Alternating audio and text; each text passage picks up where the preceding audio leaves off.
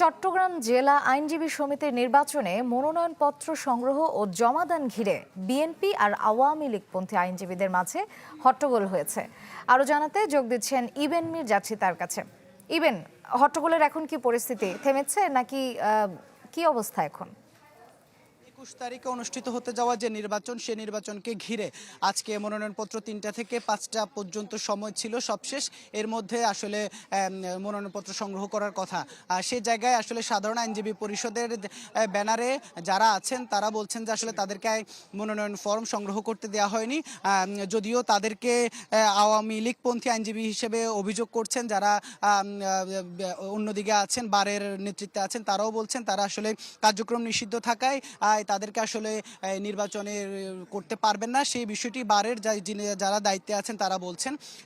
এখন এই যে সাধারণ আইনজীবী পরিষদের ব্যানারে যারা আসলে মনোনয়নপত্র সংগ্রহ করতে পারেননি বলে অভিযোগ করছেন, তারা মুখে কালো কাপড় বেঁধে প্রতিবাদ জানাচ্ছেন। আমরা একটু এই ব্যানারে যিনি সভাপতি পদে প্রার্থী ছিলেন, আপনার কাছে যদি জানতে চাই ছোট্ট করে যে আসলে মনোনয়নপত্র আপনারা অভিযোগ করছেন, বাট আমরা দেখছি যে আসলে অন্য যারা 11 দল এবং অন্যান্য দল জাতীয়তাবাদী প্যানেল তারা সংগ্রহ করলো, আপনারা পারেননি কেন?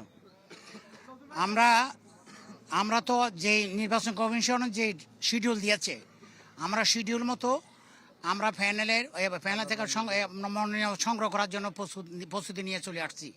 কিন্তু আমরা যখন আসছি তখন আমাদেরকে ঢুকতে দেওয়া হচ্ছে না। আমাদের কিছু আইনজীবী বন্ধু তারা আমাদেরকে ঢুকতে দেওয়া হচ্ছে না, আমাদেরকে ফর্ম দেবে না। এর কোনো ব্যাখ্যা নেই। আমি কেন দেওয়া হবে না বলছে, কোনো ব্যাখ্যা নেই, দিতে দিচ্ছে না। আমরা প্রচুর সংখ্যক আমরা কর্মী বাহিনী ছিল, তখন আমাদের যখন কর্মী বাহিনী বেশি থাকার কারণে ওরা দরজাটা বন্ধ করে দিয়েছে। দরজা বন্ধ করে দেওয়ার পরে আমরা কিন্তু এই সাধারণ আইনজীবীদের পক্ষে আমাদের প্যানেলের স্লোগান আমরা 3 ঘন্টা করে এখানে স্লোগান দিয়েছি। এখানে কোনো জয় বাংলা স্লোগান ছিল, আওয়ামী লীগের কোনো স্লোগান, দলীয় কোনো স্লোগান ছিল না। আমরা শুধু সাধারণ আইনজীবীদের পক্ষের স্লোগান। আওয়ামী লীগের সাথে সম্পৃক্ত ছিলেন কিনা? অনেকে আমাদের দলের মধ্যে ছিল, আমাদের অন্যরাও ছিল এখানে।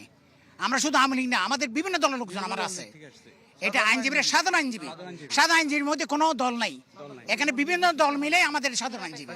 অসংখ্য ধন্যবাদ, তিনি যেমনটি বলছেন। তবে কিছুক্ষণ আগে বারের যিনি সভাপতি এবং সাধারণ সম্পাদক তারা অভিযোগ করছেন যে আওয়ামী লীগের পদধারী যারা আছেন তাদেরকে আসলে যেহেতু সরকারের আইন অনুযায়ী তারা নির্বাচন করতে পারবেন না, তাদের বিরুদ্ধে অভিযোগ করছেন। 5 আগস্ট পূর্ববর্তী সময়ে যে চট্টগ্রাম আইনজীবী ভবনের আশপাশে আসলে ছাত্রদের উপর নির্যাতনের অভিযোগও তারা করেছেন।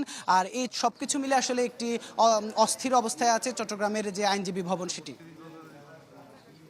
ধন্যবাদ ইবেন।